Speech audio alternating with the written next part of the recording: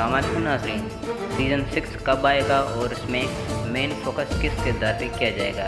क्या बुरहान और अलाउद्दीन के बेटे दूसरी सीज़न में दिखाए जाएंगे या नहीं दिखाए जाएंगे? आज ये सवाल को हल करते हैं। चलो तो हम देखते हैं, हम आपको बताते हैं कि ये जो सीज़न 6 होगी इसमें जो मेन किरदार होगा जिस पर फोकस होगा वो रोहन बे की किरदार भी होगा, ना कि उस्मान बे के किरदार पे। लेकिन उस्मान बे का किरदार और उस्मान बे यही रहेंगे और उसमें होलोफेरा की शादी हो जाएगी होगी बुरहान बे के साथ, और बुरहान बे की बेटी भी नजर आएंगे जिसके पहली बेटी का नाम होगा सुलेमान।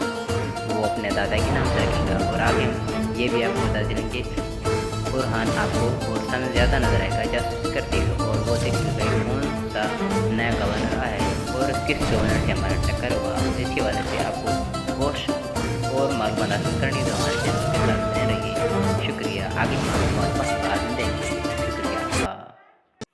और अगले सीज़न में जो किरदार में दिखा जाएगा बुरहान का दिखाया जाएगा, उसके साथ ही साथ अलाउद्दीन का किरदार में दिखाया जाएगा। उसको इग्नोर नहीं करेंगे, उसको भी अपना किरदार अच्छी तरीके से निभाने के लिए उसको भी रखेंगे। शुक्रिया आपका।